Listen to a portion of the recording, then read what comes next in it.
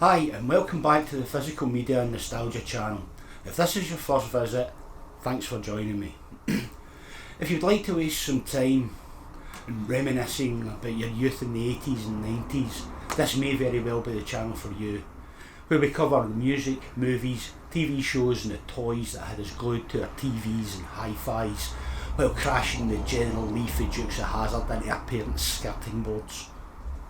Today my plan is to have a look back at the forgotten Gerry Anderson classic of the 1980s, Terrahawks.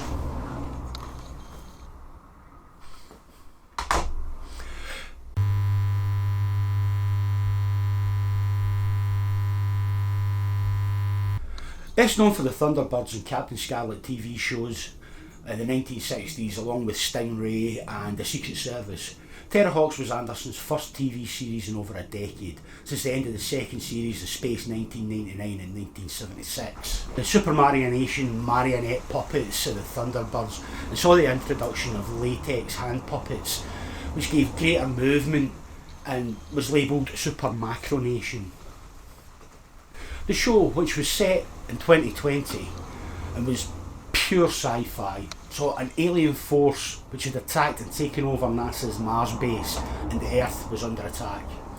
A small group called the Terrahawks was set up to defend the planet from their secret hidden base in South America called the Hawk's Nest. With the aid of sophisticated weapons and vehicles developed for the battles to come. The invasion group, led by Zelda, the queen of the planet Guk, were extraterrestrial alien androids. Terrahawks was less poor-faced than any of Anderson's previous shows and featured quite a wry, tongue-in-cheek sense of humour, along with the dynamic jeopardy that Anderson was known for. The team, with each member assigned their own vehicle, showed many similarities with the Thunderbirds, and the alien invasion plot was very similar to Captain Scarlet.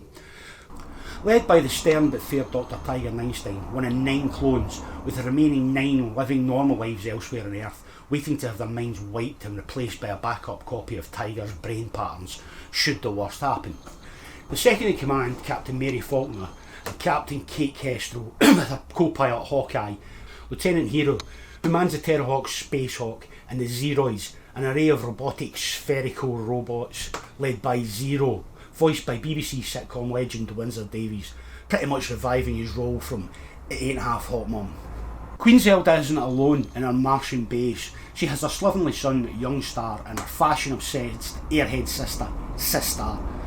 And somewhere in cryogenic storage are dozens of alien exiles and refugees ready to be defrosted and turned loose on humanity, including Sram, a demon drummer whose roar can collapse mountains, Yuri, the telekinetic space bear, Lord Tempo, the Time Lord, and Mioid, and an army of robotic cubes. Anderson fans expecting a return to the days of Thunderbirds were to be disappointed.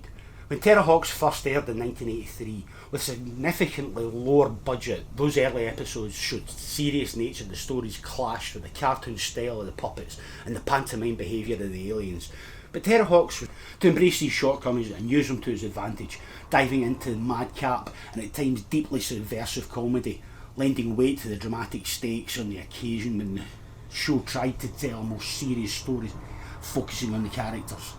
The first series of 26 episodes ended on a cliffhanger, with Sistar announcing that she was to have a baby, and the second series opening with a devious new character, Sistar's child, It-Star.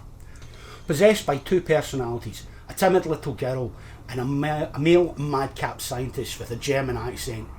Even for a series as strange as Terrahawks, It-Star's audition seemed like a fever dream, and the scene of his birth was so inappropriate for a child audience it was cut from the show when it was first broadcast.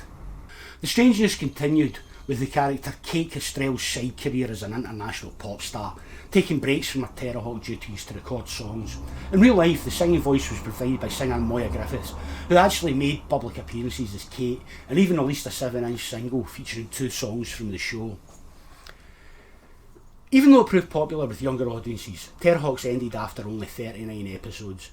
But this proved to be a rather long hiatus rather than a cancellation, as the series returned in audio drama form for Big Finish Productions, with 26 new episodes produced. 40 years since it was first released, Terrahawks remains lodged in the memory of those of us who were at just the right age. The offbeat humour and the lovable characters proving an enduring memory for our childhoods and continue to find new viewers on DVD and Blu-ray. So, I hope you've enjoyed this look at one of the weirder shows from the 80s, and if you have, please leave a comment or a like. So, until the next time, take care.